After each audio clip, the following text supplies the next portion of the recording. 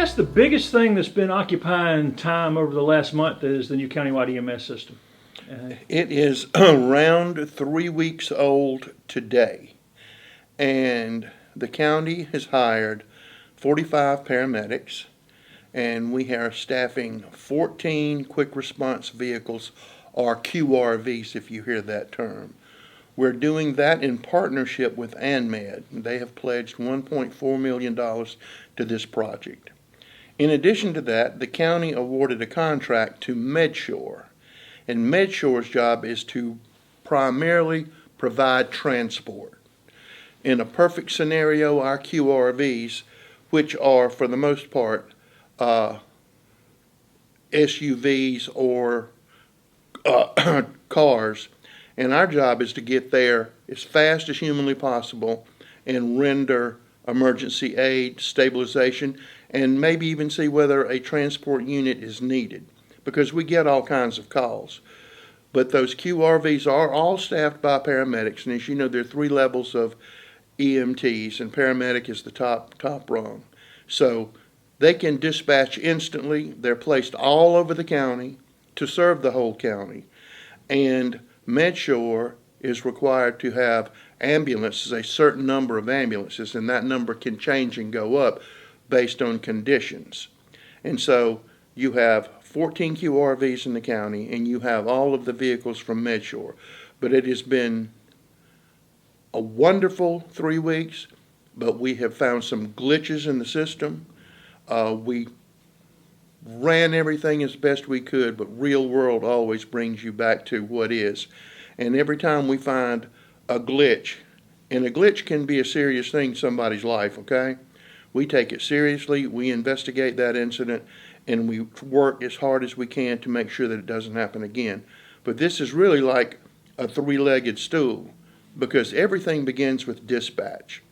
And this is a lot of work for our dispatchers, who have the hardest job in the United States of America, any dispatcher anywhere. So dispatch has got used to the new system. Our QRVs, brand new. We had 3 before, but they were in less populated, underserved areas. And now, with that being countywide, with dispatch, and integrating this with priority ambulance service, the last 4 or 5 days have been running really, really, really well. Will we ever be perfect? We will never be perfect, but our goal is perfection, because somebody's life is hanging in the balance. And at Council Tuesday night, just a little bit. At Council Tuesday night, Ray Graham mentioned we're at record numbers of calls. And for the last 2 weekends, for some reason, they said maybe COVID was. Well, we think COVID, but why the last 2 weekends? But it has been 2 of the busiest weekends on record in Anderson County history. But there were a lot of big public events over Labor Day and the other things, so that could have played into. And COVID does have an impact, because, I mean, in some cases, let's take last night, for example, they had ambulances stacked at ANMED, okay, with a wait time of about 30 minutes. And then we knew 5 more were coming. Now, this is last night. I think today is the 23rd, and that was last night. So you stack an ambulance up for 30 minutes, okay? That ambulance isn't moving. And so you get a little bottleneck. But COVID has everything in the world to do with it. But also with a lot of those public events and big gatherings, you have accidents. And so you have to respond to that. And then you have we've had situations where, you know, they said, well, you weren't here. Well, we had one situation where they said, you weren't here, and this person passed away. No, we were there. The person signed a form and said they did not request attention. When we left, then it really got bad. Then we went back. So we were there. And so that's why we have to investigate each incident. And I'm not talking about looking at it and saying, well, yeah, maybe that could have happened. No, we got to know. We got to fix it. The placement of these vehicles is extremely important. How they're dispatched, because when one moves, another is supposed to move halfway to take its place. It's quite complicated, but I think we're finally getting and hitting the rhythm. And we're going to make it work, and I think Anderson County residents are going to be safer. And County Council Chairman Tommy Dunn has mentioned several times, there were glitches before. It's not like we replaced a system that didn't have any problems. No, there were glitches before, and every one of those rescue squads were doing the very best they could. But it is the nature of the beast and the nature of the system that you're going to have glitches. But our goal, now that we have a unified system, is we can spot them, find the weak points, and take corrective action. And there are more, like I said, more vehicles on the road now, and assistance time's quicker and everything else under unified. And another thing, and we've talked about this many times, there are 205,000 people in Anderson County now. And really, if you think about it, from the census, which they cut off really at the end of '98, there's probably another 5,000 here right now, because you look at all the subdivisions, and I don't see any vacant houses in any of those subdivisions. And all of the subdivisions that are planned, somebody's moving into those houses, and you try to buy an existing house, and if you don't move quick enough, it's gone in 24 hours. So influx of people, more people moving around, brand new system. But I'm not making excuses about that system. Anything that's wrong is my fault, and council's charged and given our staff the policy to correct it, and we're going to do that. You just touched on that. We've talked about it enough, and there's no official numbers in, but some of the towns and cities feel like they were undercounted because of their annexation didn't get in. Well, everybody in the United States, and you can imagine doing a census of everybody in the United States of America, and legitimately so people have complaints about it, but you're never going to get it absolutely perfect. And you know, the county, we put a lot of time and effort to make sure everybody's counted, and we had a lot of good citizens groups who were out there trying to help us get a good count on it. But you can only do so much, and then some people say, I'm not participating, I'm not going to do it, and there's nothing you can do about that. One of the other big things that's popped up is the $39 million in the Relief Act funding that council's approved. Explain why that's a big deal and what the county will be able to do going forward with that money. Well, this was in essence, the first relief package, and every town and every county received money based on population. The first thing that money was supposed to be was to replace money that those entities lost due to COVID. Because, I mean, you know, a lot of places depend on business license or hospitality or accommodations fees, all kinds of fees. Well, when everybody was locked in their houses and people couldn't pay taxes because they couldn't work, so just about every town and every county took a hit. A portion of that money goes to replace that, so there's not a dip. You don't come back and you slam that on the property owners and saying, well, we had a bad time. So that's what that part of that was. A large portion of that money is we're going to use. Council studied this with the Ad Hoc Sewer Committee, Chairman Sanders, Brett Sanders on that, and look at some basic infrastructure in Anderson County and run some new sewer lines in places where growth will occur, primarily industrial growth, a lot of it near the interstate. Our wastewater treatment plant at 6 and 20 at 81 and 85 is 35 years old, and we're going to redo how that works. But a lot of the things we're going to do, and people don't mention this, is going to make us more environmentally friendly. You have numerous treatment plants, not numerous, but some treatment plants on Lake Hartwell. And they're small, and they're old, and they're aging, and they're in private hands. We're going, with our project going to exit 14, we're going to close all of those little systems up and put it in one system. And I'm proud to say, after many years and months, the town of Pendleton, the town of Clemson, and Anderson County have all signed a memorandum of understanding for us to increase the size of the existing Pendleton wastewater treatment plant. So that's going to be huge for that northern end of the county and coming down Clemson Boulevard. But it's going to make it a safer environment. We're looking to close the sewer treatment plant at La France and put that in our system. So a lot of this is going to, increase economic opportunities, but it's also going to be a benefit for the environment, and it's also going to fix our 5-mile sewer line, which is the sewer line really, which runs all through the middle of town, and that's really the backbone of the sewer system for Anderson County. And we've been able to fix 2 sections of it, but this is going to allow us to complete it. Plus, we have some projects in the southern part of the county that we need to do, and this is going to give us the money to do that. So a large portion of that money, council in their wisdom decided that that's what we're going to do. Council also decided that in some of the agencies who were really hit hard by COVID, most nonprofits suffered during the COVID crisis because people didn't have money to volunteer or to give. So One of our big partners has been Anderson Interfaith Ministries, AIM. They have been right there with us, helping us build steps for people who needed handicapped access.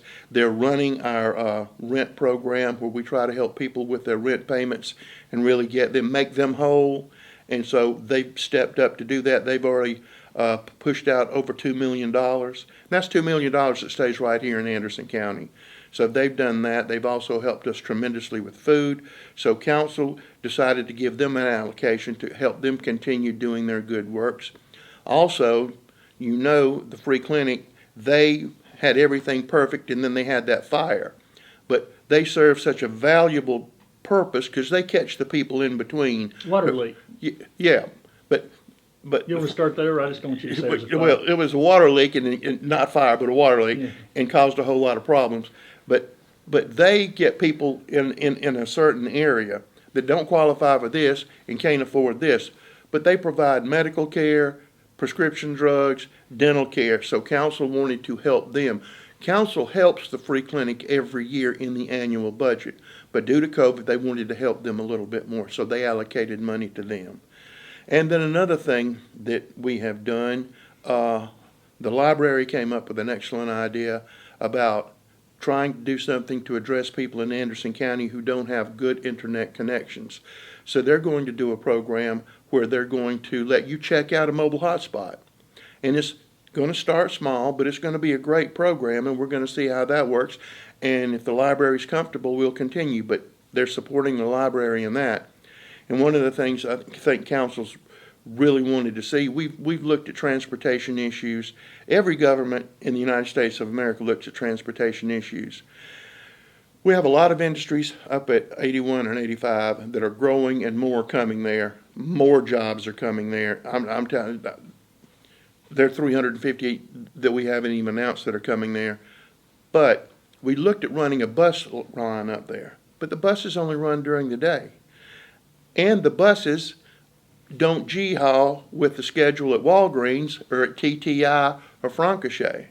So what we're going to do, the council is going to do, and we're going to put this in the Development Corporation of Anderson County, Burris Nelson's the president of that, is we're going to, and we've partnership with Uber, and we will subsidize those rides, not forever, but long enough for somebody to get a job, get back and forth to work, and get established, and then they can find their own transportation.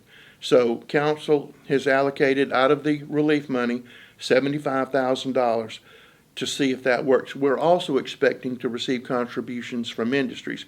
The biggest problem that our companies have right now is finding people. We have a huge number of people who want to go to work, they can't get to work. So if we can bridge that gap long enough for them to go to work, get a paycheck, 2 paychecks, 3 paychecks, then they can get up on their own. We already have a car dealership who's expressed interest, serious interest, I'm not going to mention that name right now, serious interest, and if you can get these people and they have a regular income, that we will work with them to see if we can't put them in a vehicle. Now, and the program's working really well right now. They've piloted it kind of. Well, we're doing it, but the Mercy Center on South Main, right, council also worked to get them money. Right. Now they have that, and it's up and running on a small scale. Right. But theirs is, in addition to just the ride, it's also faith-based, and they also do some life skills and things like that. But council has supported that mission right there. But it showed that it would work. Yeah. And it showed it would work. And I know it will work, and it works on your schedule. If you have to go to work on third shift, you can get there now, and you can get back home. And so we just think this is a great, exciting program. I don't know of anybody else in South Carolina who's doing that. I'm familiar with a couple of them on the West Coast. That's where the idea came from. So we're going to see how that works, and I hope it's successful. And I don't want to leave the infrastructure thing.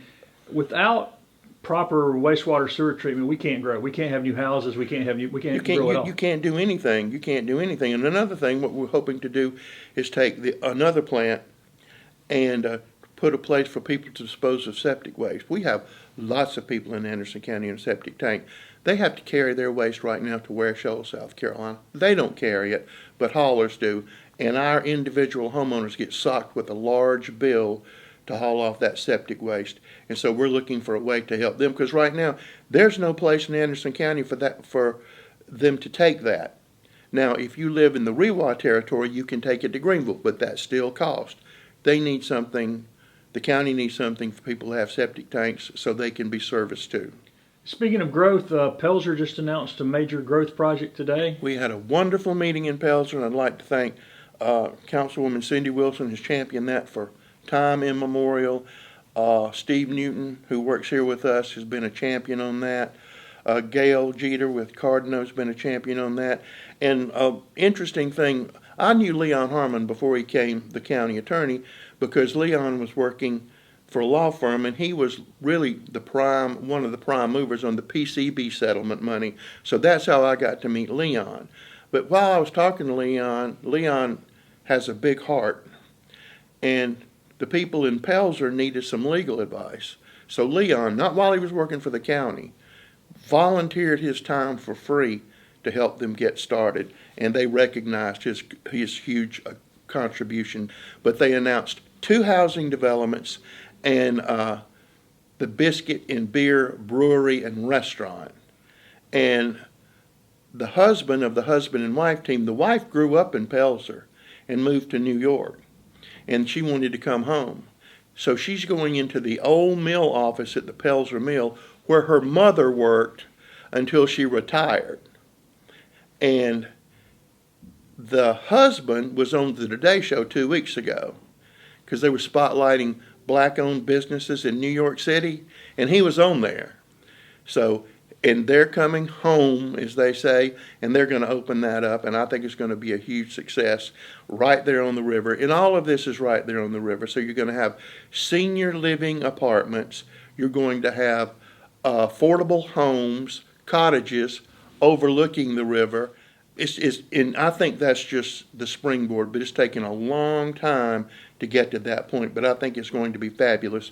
And there's a gentleman over there, Larry Coker, and Mr. Coker has worked harder than any 7 people. Started off with him and his Pelzer Heritage Group. And Mr. Coker's had some health issues, but that man is a saint and a legend, and he was there today to see what he started, and it was just a blessing. Is Pelzer, West Pelzer, Williamston going to be the next Piedmont Powdersville? The mayor of Williamston was there today, Rocky, and Rocky has about 900 houses going up in Williamston. Not in one place. If I'm remembering correctly from talking to him today, in 3 different places. And he's also working real hard on the interior trail system in Williamston and tying it into Pelzer and West Pelzer. And so they're going gangbusters over there.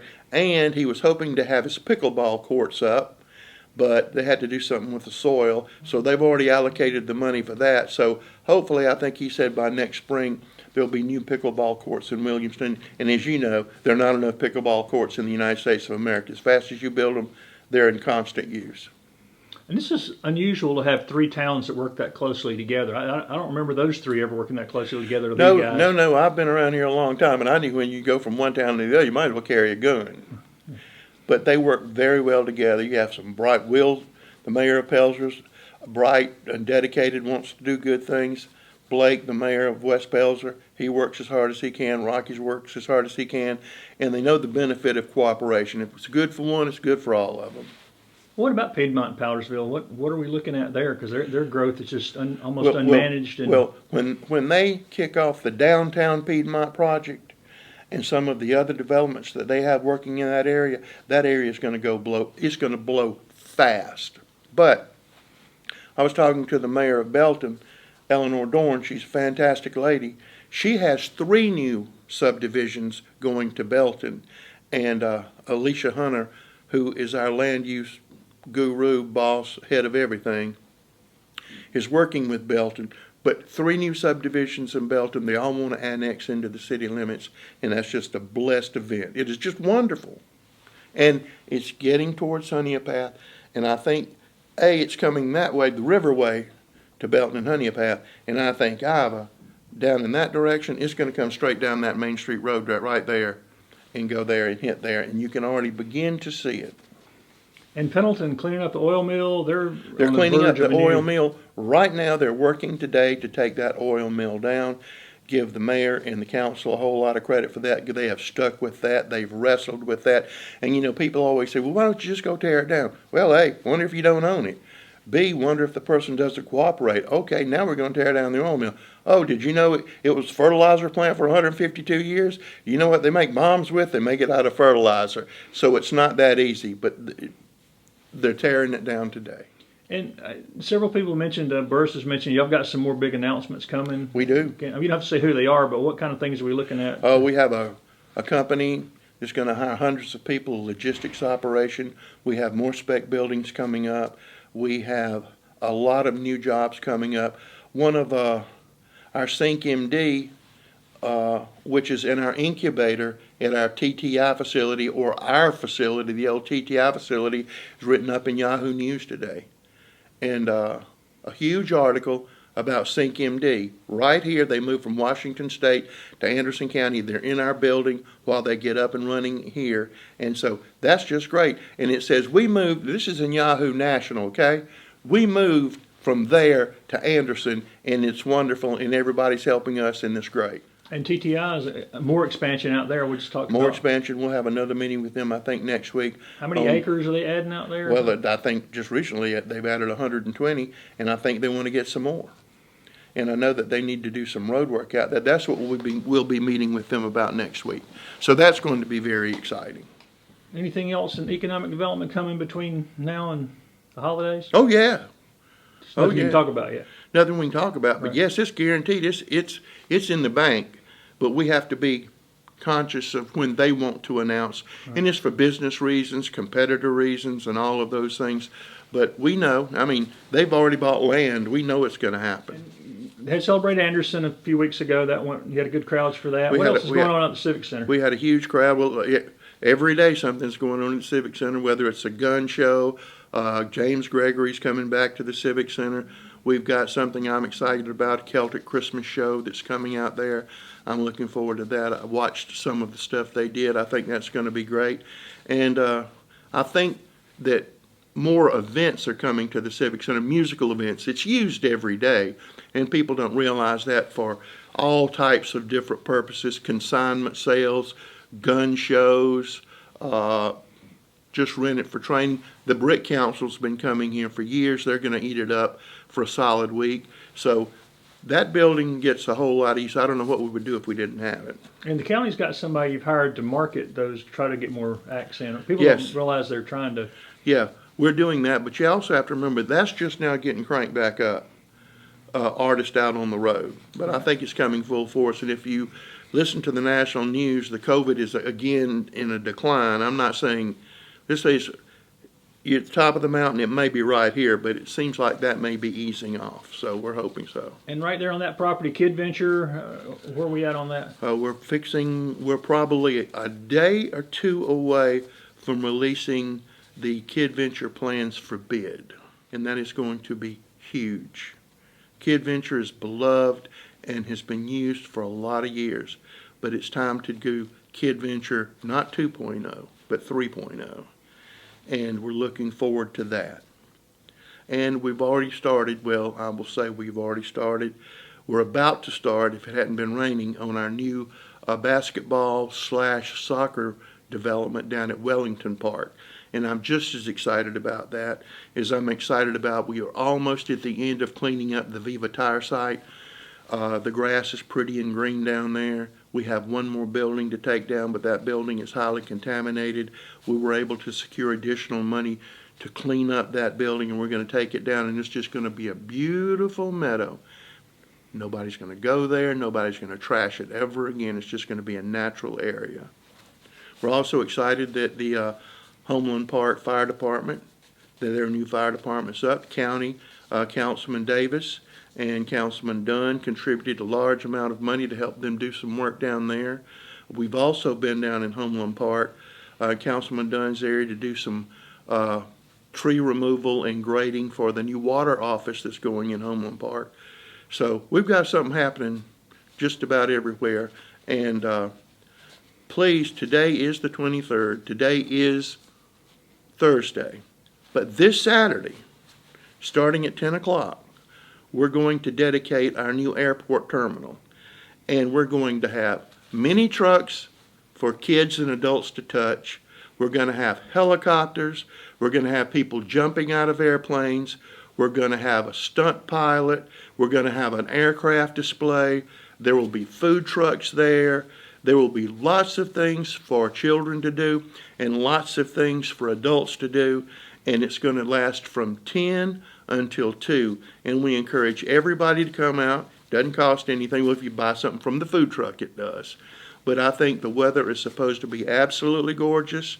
And really, we're celebrating the new terminal, but we're also celebrating, all the work we've done on the runway, and we're celebrating our new airport manager. And I think if you haven't been to the airport in a while, the drive up used to be atrocious. It looks beautiful now. We received a $75,000 contribution from a private individual yesterday for us to build a kids park out there, and we've already got the site. And we had another private individual pledge $50,000. So after we get over the grand opening of the airport terminal, the next thing we're going to be doing is getting ready to put a playground out there. And it's going to be an aviation-themed playground. But because we're putting it where we always thought we would, it's already handicapped accessible. It's already flat. And so most of that money is going to go in equipment and not in the necessary work you usually have to do that. So we're really excited about that. That is this Saturday, 10 to 2 at the Anderson County Airport. It's going to be beautiful. You can come out there and have a really good time. And if you don't eat at the food truck, it won't cost you anything. There are going to be helicopters, Chinooks, all kinds of planes, things happening. And the playground is sort of the brainchild of the manager because he grew up playing out there and there was nowhere to play. There's nowhere to play, and so he wants to correct that. So we're going to do that, and we're $125,000 closer to that goal because of two wonderful individuals. And for citizens who don't, use the Anderson Airport, explain why there's so much time and resources are being put into that facility. Well, because we have a lot of corporate traffic, and people don't realize that, but it's corporate traffic that comes to Anderson, but also corporate traffic that goes to Clemson, and a lot of it right across the river in Georgia. That Nestle plane servicing those plants, those dog food plants over there in Georgia, they probably fly in more than anybody. And when they fly in, they buy fuel. And that's why we run the airport on the sale of jet fuel. That airport doesn't receive taxpayer subsidies. It is an enterprise fund. And of course, we do some special projects out there, but to keep it running, and we also, as you know, the county got out of the maintenance business, and we have selected a private aircraft company to do that. So that is a private enterprise out there. They pay us rent, but everything else is on them. So things are going really good at the airport, but it is a focal point. And everybody says, well, it's your front porch. I'm sorry, but in a lot of cases, it is your front porch. If I'm coming from Washington to start a computer company, I'm not driving, I'm flying. And so it's good. Plus, as we've said 1,000 times, every Clemson University team except the football team flies out of that airport, and 90% of the people who are coming to play Clemson fly into that airport. So that's a big chunk of business, and all people need fuel. Also, air cargo is important. That's where we make bank. When certain industries have supply problems and they start flying in those jets, those cargo jets, we love to see that. We get real excited about that. And as usual, we have the usual blimp traffic. We had the Video Music Awards blimp out there last week. We don't know when they're coming, but you look up and well, there's the Video Music Award blimp at the Anderson County Airport. And Donaldson Center sends helicopters over to train and stuff. They send helicopters over here, and because of that, they'll have a helicopter over here this week. And we'll have some military displays too this week. Back to the Civic Center, how often do y'all get updates on the track that's going to run from the Civic Center to ANMED's 81 campus walk track across the parkway? I'll go out there and look at it. That end down toward the Civic Center is huge progress right now. Yeah, the biggest thing down there, and the primary effort was to start there. The biggest thing right there is building that bridge. And you can look at that. That's not a simple bridge, and that's going to turn into the Civic Center. But then we're going to pick it up and push it a little bit further into the Civic Center. So I'd say maybe 20%, 25% complete. Think by next year they'll start on the other end of it? I think they're going to make a whole lot of progress. They're already doing a little bit on the other end. But now we have Councilman John Wright, and our council's always thinking of things to make Anderson better. And Councilman John Wright's met with the mayor of Clemson, and they've had some discussions, and we've had some discussions. But one of the ideas is percolating. You know, Clemson has an ambitious trail program. They're going to run from Clemson to Southern Wesleyan University and to Pendleton. And the city of Anderson has an ambitious trail program. So why don't we run a trail from the city of Anderson to Sandy Springs to LaFrance to Clemson? And the political leaders are thinking about that. Wouldn't that be wonderful? I think that would be a great, great thing for our area. I know you mentioned John Wright. He's working with, with his colleagues on city council to have law enforcement things, trying to get more city and county cooperative efforts together because he's friends when they both want it. Yep. Well, we have the Law Enforcement Appreciation Day coming up. That's coming up, and a lot of people are buying tables to support that. That's going to be a wonderful event to support city and county law enforcement officers, and I know a lot of our council members are going to be attending that, and that's going to be a great event. But that's something he and Kyle Newton are doing because they want to do it, and that's wonderful. And it's going to hopefully lead to other efforts, including maybe a festival or something together, because it's getting those individuals that are connected to get this kind of stuff done. Well, those are two young leaders, and they have a lot on the ball. What about the dog park at PAWS? Getting close. Getting very, very close. It's not there yet, but it's getting very close. Be open by the end of the year? Oh, it'll be open by the end of the year. If we hadn't been having this rain, we might be a month away. Might be a month away. And as you know, not to continue to beat this up, but we've received $400,000. Councilman Jimmy Davis has worked real hard on Dolly Cooper, and Representative Wes Cox and New Spring has chipped in $50,000, so we've got $400,000 more dollars going into that. We're looking to build pickleball courts at Hurricane Springs Park. That's a big item on Councilman Davis's list. And going over to Tommy Dunn's district, if you go to Green Pond, the amphitheater's almost finished, and you can see the dock. The dock is probably 25% complete, and you can see what that's going to do. Well, I mean, but you take this tell people why that dock's being built there, because somebody asked me the other day. That dock's being built there, so when you can pull up that dock, you take the fish, you run up to the amphitheater, boom, they're there, and then they're back in the water. That's why it's built there. But that amphitheater's also there. That amphitheater's not just for fishing. That amphitheater is going to be available for weddings. It's going to have concerts out there, and we're looking to when we can have our first concert that the county would sponsor to kind of prime the pump. We'd like a private individual to do it. But that is going to be really successful. But let's talk about Green Pond for a second. This Saturday, okay, we've got the Spider Group coming in. Spider Groups are those three-wheel motorcycles. 300 of those people are coming to Anderson to Green Pond. At the same time they're there, and they're going to be here numerous days, but on Saturday they're going to be in the upper lot, and we have a high school fishing tournament going out down on the lower part. Love those high school fishing tournaments. Don't scare the fish away, though. They know, but those people are then going to ride all around Anderson County. All around Anderson County, all 300 of them. And it's primarily veterans. It's a Spider Group, and we were fortunate to be selected. So we're excited about that. So when you see a lot of people on Spider bikes this weekend, that's why they're here, and they're coming out of Green Pond. Plus, they're staying in all our hotels and Airbnbs and things like that. What about the elephant pen downtown?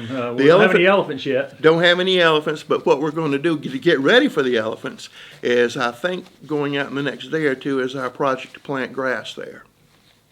And so hopefully when we do have the elephants, they will have something to eat.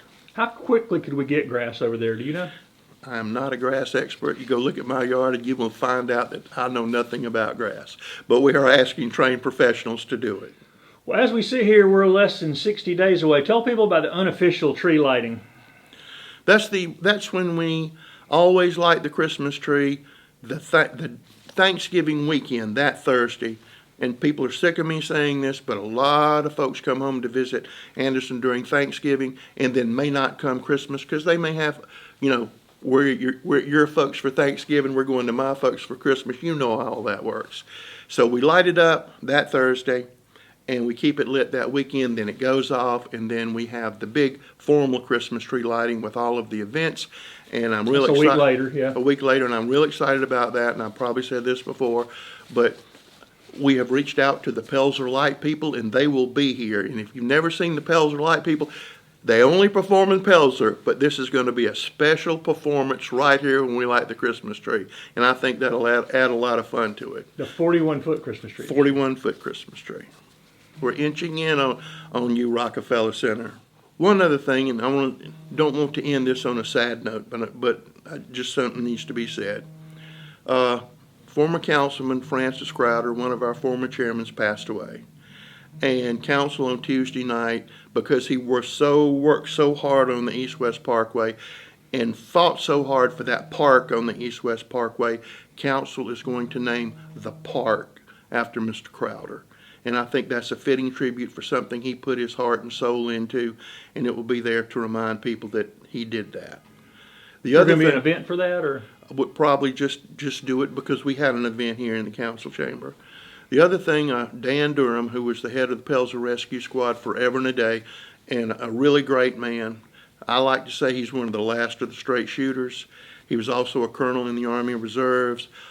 He was big in his church. Just about anything you can say good he was involved in. And council recognized his many achievements and just wanted to say that two great men have gone on to do greater things in other places. It's time for some other citizens to step up. Hey, younger generations, it's time to step up. And we've got them coming up. So I'm just really pleased about that.